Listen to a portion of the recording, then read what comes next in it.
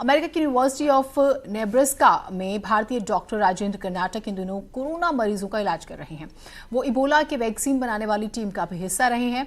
क्या गर्मी में कोरोना वायरस खत्म हो जाएगा? भारत में कोरोना कितना और फैल सकता है?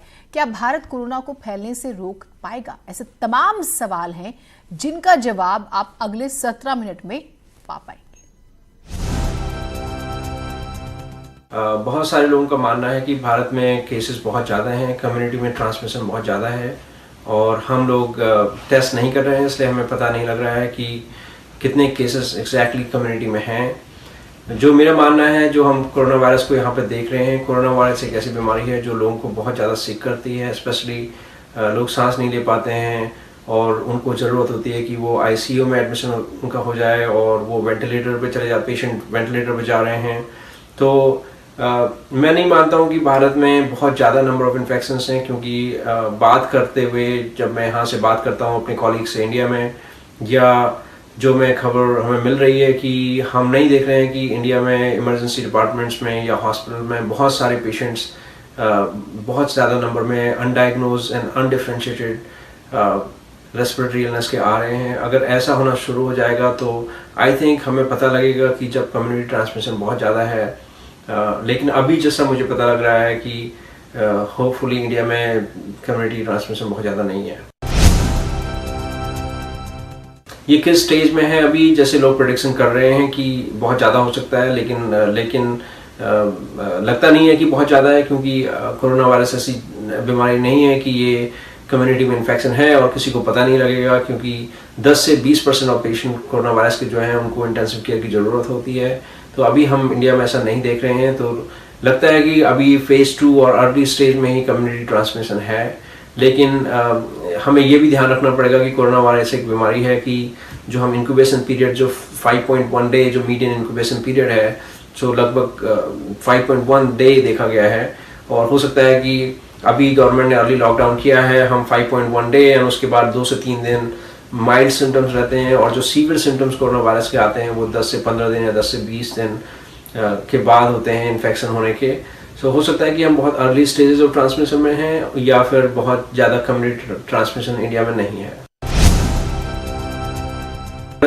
डेफिनेटली इसको हैंडल कर सकता है। जितना मैं जानता हूँ इंडिया के पब्लिक हेल्थ सिस्टम के बारे में, हमारे पास इंडिया के पास बहुत ही स्ट्रॉन्ग पब्लिक हेल्थ सिस्टम है। हमने पास में हमने प्रूव किया है कि हम डिफरेंट आउटब्रेक्स और पैंडेमिक से डील कर सकते हैं। भारत ने पोलियो से बहुत अच्छी तरह डील किया है, बहुत बड़ा पोलियो रेडिकेशन प्रोग्राम था। ऐसी मलेरिया रेडिकेशन प्रोग्राम इंडिया में चला। जो इंडिया के पास बहुत अच्छा नेशनल इम्यूनाइजेशन प्रोग्राम है कि हमारा जो पब्लिक हेल्थ सिस्टम है गांव के लेवल पे, और जो प्राइमरी हेल्थ केयर सेंटर्स पे हमारे पास हेल्थ वर्कर्स हैं और कम्युनिटी हेल्थ वर्कर्स हैं। डिस्ट्रिक्ट हॉस्पिटल पे हमारे पास कम्युनिटी हेल्थ वर्कर हैं। इंडिया के पास बहुत ही strong community health public health network है। आई थिंक इंडिया डेफिनेटली इसको हैंडल कर सकता है। लेकिन जो अभी ज़रूरत है हमें प्रिपेयर होने की, जैसे गवर्नमेंट ऑफ इंडिया ने अभी जो लॉकडाउन किया है, आई थिंक उससे बहुत ज़्यादा फ़ायदा हुआ है, क्योंकि जो हमने देखा इटली में, चाइना में और यहाँ अमेरिका में जो हम देख रहे हैं अभी, हम सोच रहे हैं कि हमने बहुत ज़्यादा अर्ली ऑन लॉकडाउन नहीं किया, जिससे अभी अमेरिका में 1 लाख से भी ज़्यादा केसेस कोरोना वायरस के हो गए हैं। इंडियन गवर्नमेंट ने जो अर्ली लॉकडाउन किया है उसका बहुत ज़्यादा फ़र्क पड़ा है। आई थिंक कभी केसेस इतने ज़्यादा नहीं हैं। होपफुली उसका बेनिफिट हमें मिलेगा, लेकिन हमें उसके साथ साथ हमें ये भी ध्यान रखना चाहिए कि जो हमारे पास अभी टाइम है, उस टाइम को हम यूटिलाइज़ करें, कि हम प्रिपेयर करने में यूटिलाइज़ करें कि जो हमारा पेंडेमिक अगर बहुत ज़्यादा आउटब्रेक हो गया इंडिया में तो हम उसे कैसे डील करेंगे। लॉकडाउन बहुत अच्छा है, लेकिन लॉकडाउन के साथ हमें ये भी करना चाहिए कि हम अपनी स्ट्रेंथन करें अपनी लेबोरेटरीज़ को डायग्नोसिस के लिए, क्योंकि हमें बहुत ज़रूरी है कि हम कम्युनिटी में केसेस को डायग्नोस करें और जो कोरोना वायरस के पेशेंट हैं उनको आइसोलेट करें, जिससे कि हम जो कोरोना वायरस की जो चेन ऑफ ट्रांसमिशन है उसको ब्रेक कर सकें। ये हमारा अभी लक्ष्य होना चाहिए। और दूसरा हमें अभी ट्राई करना चाहिए कि हम प्रिपेयर करें। कोरोना वायरस एक ऐसी बीमारी है जो कि पेंडेमिक है और पूरी दुनिया में फैल रहा है। जो पेंडेमिक्स जैसे बिहेव करते हैं, जैसे हमें पता है कि पेंडेमिक्स के जो हॉट स्पॉट्स हैं दुनिया भर में चेंज होते रहते हैं। हमने देखा कि कोरोना वायरस चाइना से स्टार्ट हुआ, वुहान में बहुत बड़ा पेंडेमिक हुआ। उसके बाद वो वुहान का जो पेंडेमिक है वो डाउन चला गया, वहाँ पर कम नंबर ऑफ केसेस कम है। फिर इटली में पेंडेमिक हुआ, वहाँ पे बहुत ज़्यादा केसेस हुए।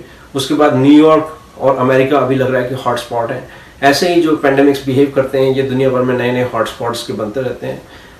It's just a matter of time कि इंडिया में इसका हॉटस्पॉट कब होने वाला है। तो हमारे पास ये टाइम है कि हम प्रिपेयर करें, और प्रिपेयर हम किस ढंग से करें। जो हम यहाँ अमेरिका में देख रहे हैं, जो कोरोना वायरस रेस्पिरेटरी फेलियर करता है, मोस्ट ऑफ द पेशेंट जो हमें कोरोना वायरस को उनको बचा सकते हैं गुड इंटेंसिव केयर देके, पेशेंट को वेंटिलेटर सपोर्ट पर रख के।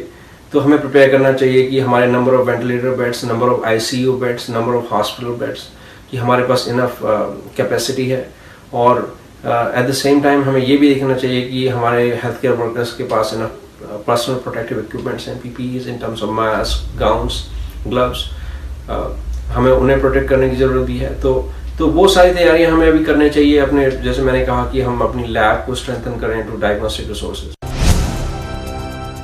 जैसे मैंने कहा कि हम जो कोरोना वायरस के पेशेंट लगातार यहाँ पे देख रहे हैं, और कोरोना वायरस के पेशेंट बहुत ज़्यादा सिक होते हैं, और जो निमोनिया इन पेशेंट में हो रहा है, दोनों लंग्स में हम इन्फिल्ट्रेट्स और निमोनिया देख रहे हैं, और पेशेंट्स 10 to 20%, 10 से 20% लोग कोरोना वायरस से ऐसे हैं जिनको इंटेंसिव केयर की नीड है। Intensive care, this is something that we have to prepare in India. India में अभी ये टाइम है, जैसा मैंने कहा कि लैग बिहाइंड कर रहा है इंडिया का आउटब्रेक, अभी हॉटस्पॉट इंडिया नहीं है।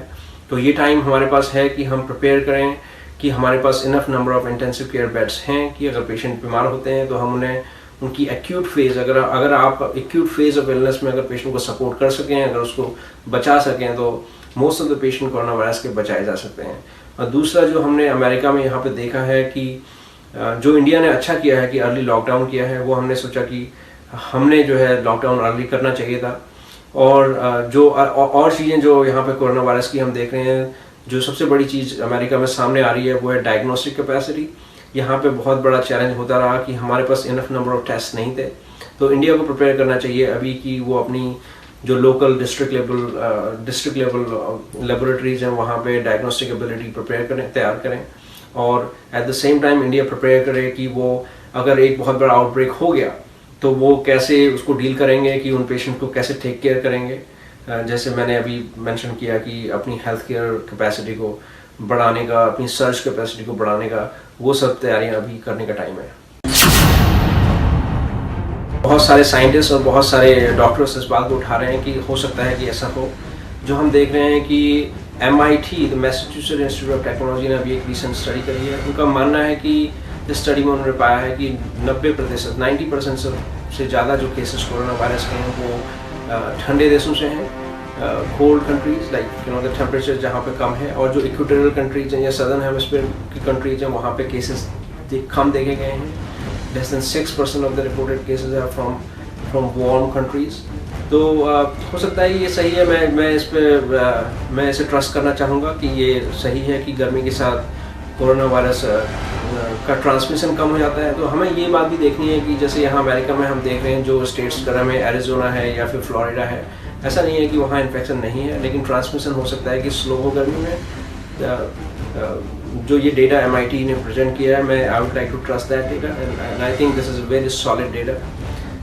But at the same time we have to learn कि कोरोना वायरस एक ऐसा वायरस है जो कि जाने वाला नहीं है। हो सकता है कि अभी इंडिया में गर्मी हो तो अभी कोरोना वायरस का हॉटस्पॉट इंडिया ना हो, लेकिन आने वाले टाइम में इंडिया कोरोना वायरस का हॉटस्पॉट हो सकता है। जैसे फॉल्स आएगा, उसके बाद विंटर्स आएंगे, तो हमें प्रिपेयर होने की ज़रूरत है।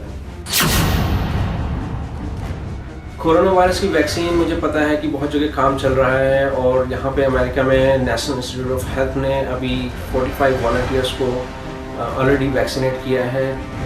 सबसे पहले जब चाइना में, वुहान में ये आउटब्रेक हुआ, उसके बाद चाइना ने अर्ली जनवरी में रिलीज़ किया the molecular sequence of that virus. तो अभी जो वैक्सीन टेक्नोलॉजी हमारे पास है, हमें वायरस की ज़रूरत नहीं होती है। जैसे ही हमें पता लगता है कि वायरस का मॉलिक्यूलर सीक्वेंस क्या है, हम उसी पे काम कर सकते हैं, और वो मॉलिक्यूलर सीक्वेंस वायरस का क्या प्रोटीन बनाएगा, और अपनी बॉडी की सेल्स को हम प्रोग्राम कर सकते हैं to make antibodies against that protein. वो काम शुरू हो चुका है। अनप्रेसिडेंटेड मैं कहूँगा कि 63 डेज़ में NIH में ये वैक्सीन तैयार की गई, और ऐसा पहले कभी नहीं हुआ है। ये दुनिया का पहला आउटब्रेक है जिसमें इतनी जल्दी ये वैक्सीन तैयार की गई। और हम अभी शुरुआत में हैं इस पेंडेमिक के, और ये वैक्सीन ऑलरेडी 45 वॉलंटियर्स को दी जा चुकी है। और हमें लेकिन पता है कि हमें सबसे पहले चेक करना है कि वैक्सीन की सेफ्टी क्या है और उसके बाद उसकी एफिकेसी कितनी है। अलग अलग यूनिवर्सिटीज़ दुनिया की इस पर काम कर रही हैं। ऑक्सफोर्ड यूनिवर्सिटी में रिसेंटली उन्होंने क्लेम किया है कि जुलाई तक उनके पास एक वैक्सीन होगी। मैं होपफुल हूँ कि उनके पास बहुत जल्दी ही हमारे पास एक वैक्सीन हो उसके लिए। और वैक्सीन डेवलपमेंट टेक्नोलॉजी अभी बहुत ज़्यादा एडवांस है जैसे हमारे पहले थी, तो हमारे पास बहुत जल्दी वैक्सीन होनी चाहिए। कोरोना वायरस एक ऐसा वायरस है जो यहाँ लंबे समय तक रहने वाला है, क्योंकि कोरोना वायरस हमें देखना चाहिए कि we should learn from the outbreaks in the past.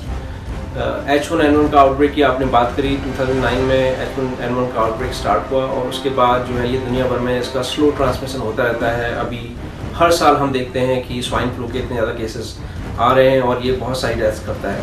तो इसी तरह कोरोना वायरस का अभी एक आउटब्रेक हुआ है और उसके बाद ये कोरोना वायरस ट्रांसमिट होता जाएगा।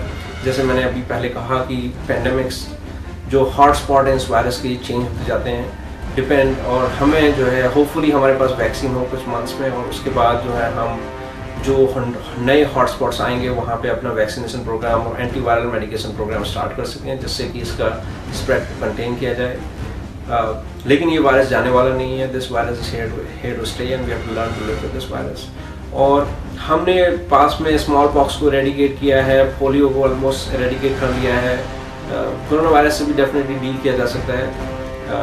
अभी जो हम देख रहे हैं स्पेशली जो इंडिया में, मैं कहना चाहता हूँ अर्ली लॉकडाउन है, बहुत अच्छी बात है और हर किसी की जिम्मेदारी है कि इसमें पार्टिसिपेट करे। लेकिन एक बार हमारे पास वैक्सीन होगी तो होपफुली हमारे पास बेटर कंट्रोल होगा इस आउटब्रेक को कंटेन करने का। पैंडेमिक प्रिपेयरनेस और पैंडेमिक प्रेडिक्शन जो दो चीज़ें हैं जो वर्ल्ड हेल्थ ऑर्गेनाइजेशन और जो बायो सिक्योरिटी एंड जो वर्ल्ड सिक्योरिटी और वर्ल्ड हेल्थ सिक्योरिटी की बात है, उसमें बहुत सारे पैंडेमिक हुए हैं। हम सिर्फ हिस्ट्री से सीख सकते हैं कि हिस्ट्री में क्या हुआ है। 1918 में स्पेनिश इन्फ्लुएंजा पैंडेमिक हुआ था। उससे पहले 14th सेंचुरी में 1/3 of Europe died from plague outbreak. और 1918 के बाद 1956 में हमारे पास आउटब्रेक हुआ इन्फ्लुएंजा का। Then we saw an outbreak of avian influenza in 60s। और आपने देखा होगा कि उसके बाद बहुत सारे ऐसे आउटब्रेक हो चुके हैं। तो हर 50 से 100 साल में एक पैंडेमिक ह्यूमन काइंड अर्थ में होता है और ये जो है हमेशा से ही होता रहा है। तो हम इसको बीट नहीं कर सकते, हम स्टैटिस्टिक्स को बीट नहीं कर सकते हैं। तो हमारा ये रिस्पॉन्स होना चाहिए कि जो फ्यूचर पैंडेमिक्स हैं, सो सबसे बड़ा जो हमारे पास हम आइडेंटिफाई कर सकते हैं कि कौन कौन से पैथोजेंस फ्यूचर में पैंडेमिक कर सकते हैं। अभी जैसे हमें पता है ये कोरोना वायरस का पहला आउटब्रेक नहीं है। 2002 में सार्स हुआ था, वो एक कोरोना वायरस था। 2012 में मर्स हुआ था, वो भी एक कोरोना वायरस था। हमारे पास this is the third corona virus outbreak in last 20 years। तो हमारे पास इनफ टाइम था कि हम प्रिपेयर कर सकें। सार्स की जो वैक्सीन डेवलपमेंट प्रोग्राम था, सार्स के आउटब्रेक के बाद वो programme died because of no funding. So हमें ये प्रिपेयर करना चाहिए कि हम आइडेंटिफाई कर सकें फ्यूचर पैथोजेंस को, कि पैंडेमिक पोटेंशियल के कौन कौन से पैथोजेंस हैं और उनकी वैक्सीन्स और उनकी एंटीवायरल मेडिकेशंस हम पहले से प्रिपेयर कर सकें, सो दैट हमारे पास अगर एक आउटब्रेक हो रहा है तो हम पहले से प्रिपेयर हैं। नहीं तो ये पैंडेमिक होते जाएंगे और हम हर टाइम उसी स्टेज पर होंगे। आई थिंक हमारे पास इनफ टाइम था लर्न करने के लिए। आई नो साइंटिस्ट की जिन्होंने सार्स की वैक्सीन डेवलप की थी, लेकिन उनके ह्यूमन ट्रायल्स के लिए उनके पास पैसे नहीं थे। They just needed couple of $million, but now we are lagging behind and spending trillions of dollars in this pandemic. अगर हमारे पास अभी वैक्सीन होती तो हम यहाँ नहीं होते। तो डेफिनेटली वो सब ज़रूरत है कि हम पैंडेमिक्स को के लिए प्रिपेयर हों, प्रेडिक्ट कर सकें और जो भी हम पैथोजन आइडेंटिफाई करें कि फ्यूचर में पैंडेमिक्स कर सकते हैं। जैसे एवियन इन्फ्लुएंजा है, एवियन इन्फ्लुएंजा की मोर्टेलिटी 50 से 60% है, 50 to 60%। अगर हम देखें अगर एवियन इन्फ्लुएंजा का अगर आउटब्रेक हो जाए तो 50% ह्यूमैनिटी खत्म होने के चांसेस है। और एवियन इन्फ्लुएंजा एक ऐसा फ्लू वायरस है जिसके आउटब्रेक हो चुके हैं। थाईलैंड में, वियतनाम में, कनाडा में केसेस देखे जा चुके हैं। एवियन इन्फ्लुएंजा बर्ड से आता है और ह्यूमंस को होता है। अभी जो अच्छी बात है कि एवियन इन्फ्लुएंजा का ह्यूमन टू ह्यूमन ट्रांसमिशन नहीं होता है। अगर ये होने लगे, this avian influenza virus is only 3 mutations away to have human to human transmission. अगर वो म्यूटेशंस होते हैं तो ये ह्यूमन ट्रांसमिशन हो जाएगा। हर साल आपने देखा होगा कि बर्ड फ्लू के डर से मिलियंस ऑफ चिकन्स को जो है डिस्पोज किया जाता है। बहुत ही डेंजरस बीमारी है, हमारे पास एक यूनिवर्सल फ्लू वैक्सीन होनी चाहिए। तो आपका क्वेश्चन एक्सेलेंट है, हमारे पास तैयारी करने का मौका था, हम नहीं कर पाए, लेकिन आई थिंक ये आई ओपनर होना चाहिए ह्यूमन काइंड के लिए कि हम उसके लिए प्रिपेयर करें। एक छोटे से ब्रेक के लिए रुक रहे हैं, कहीं मत जाइएगा। मैं न्यूज़ 18 के जरिए अपना